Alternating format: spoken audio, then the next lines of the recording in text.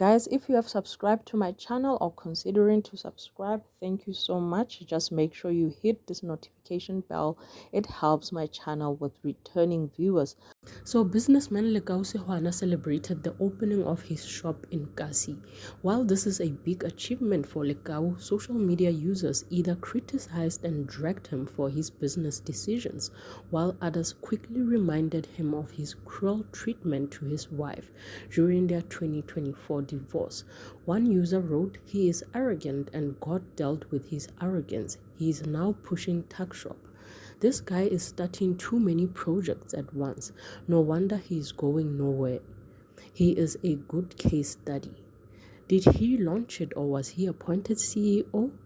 Brother is positioning himself for the 500 million Paza shop grant. We see you, Bra Lekau." Multi-million rents set aside to assist spaza shops by government. Next thing, the connected are already opening up shops in Kasis, and we must clap. It's well aligned to direct the funds to him instead of well-deserving people. Whenever I see this guy, I am reminded of his cruelty. So guys, a clip of his wife's 2024 interview was then circulated to remind everyone of the kind of man Lekau is and how horrible he treated his wife during their divorce. Do watch the clip till the end. The offer, remember, he told me that, you know what, you're just being stubborn. Take whatever that I am giving you, just take whatever that I'm putting on the table, because if I want, I can just make sure that you leave this place with no cent. So what is this new thing that he was putting on the table? The offer. Remember, 2022, it was me and him. I contacted my lawyers, and then he contacted me and said, let's resolve out of court. Yeah. And then we agreed on things that we will do, like a house. And then he didn't honor that. Mm-hmm. So now I'm going to the lawyers, and the lawyers saying, okay, we're proceeding. He calls his uncle. His uncle calls my family. We're having a family meeting, and then we're now discussing the settlement. Okay.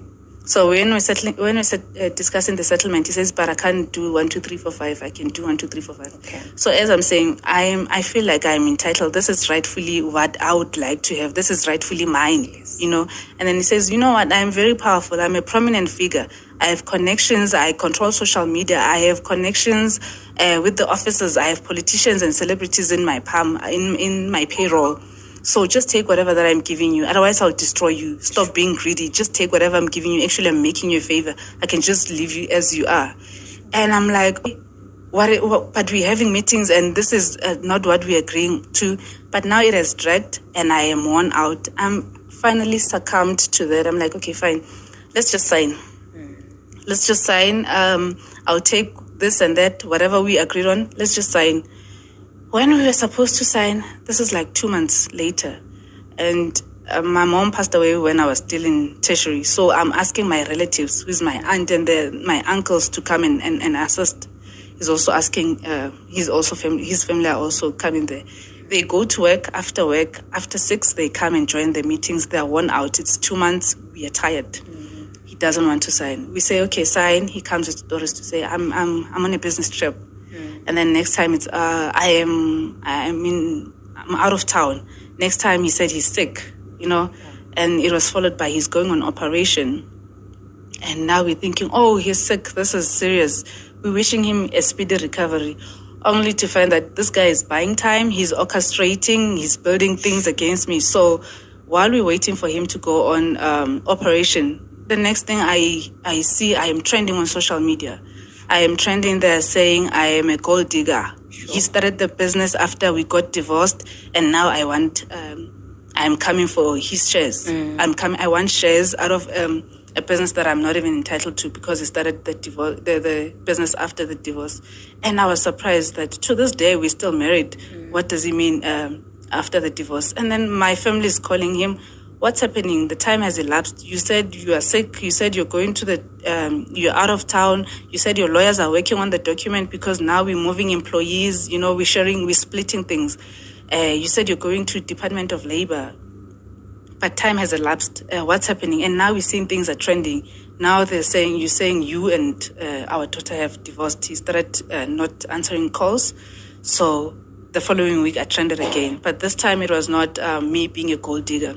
This time it was I am mentally ill. I am admitted.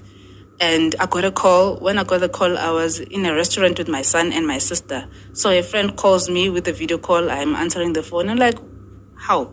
My sister, you are in a restaurant. You are apparently trending on social media. Well, now we know that you are in hospital. Apparently you are sick. You are mentally disturbed. And I'm not a social person. I'm not on social media. So I was shocked to find that I was trending. And then so it was after that, another story trended.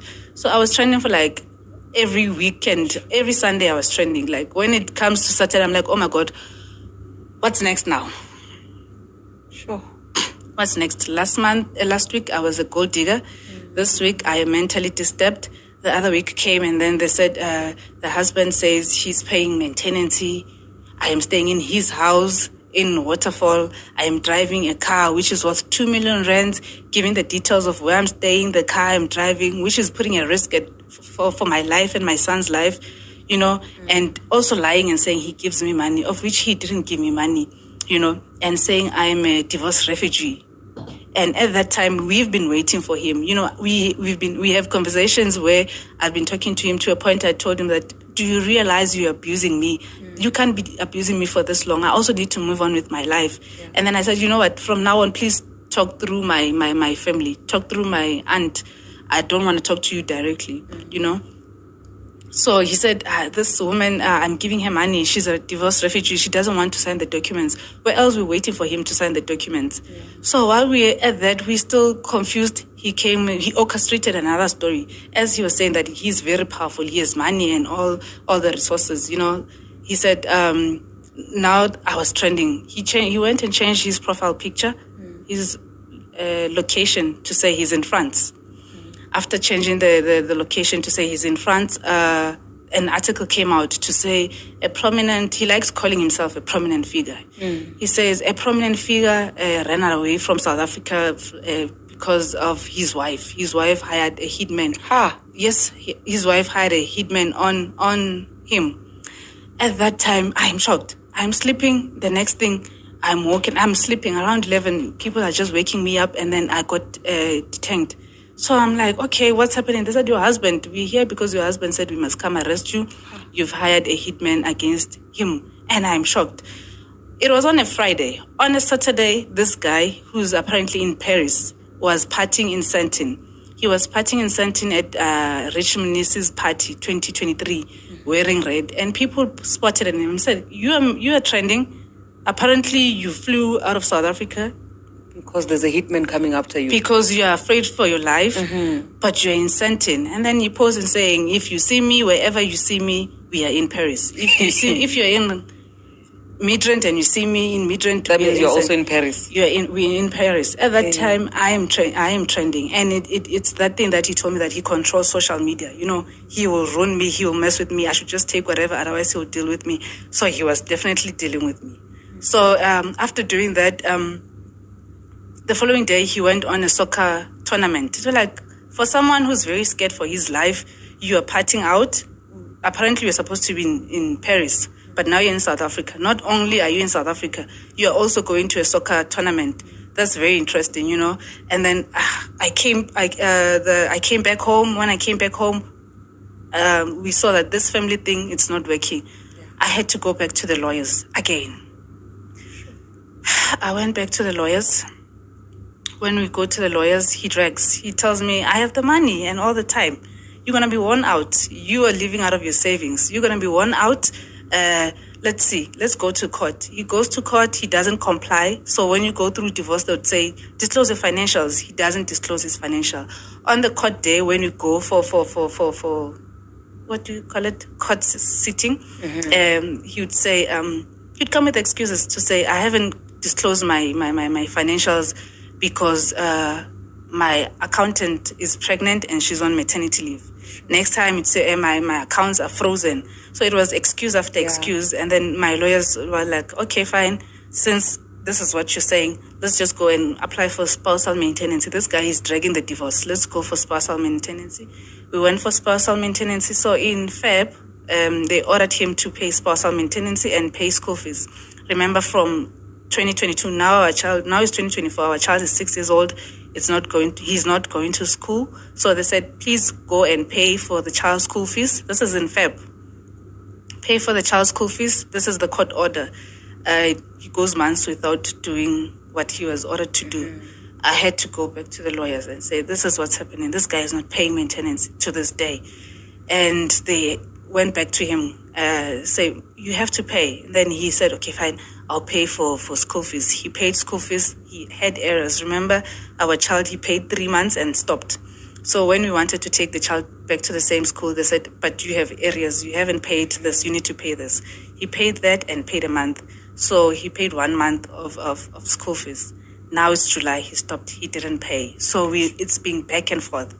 So in Feb, he reached out to my lawyers after the court order for him to pay maintenance. He reached out to my lawyers and say, can we settle on a round table?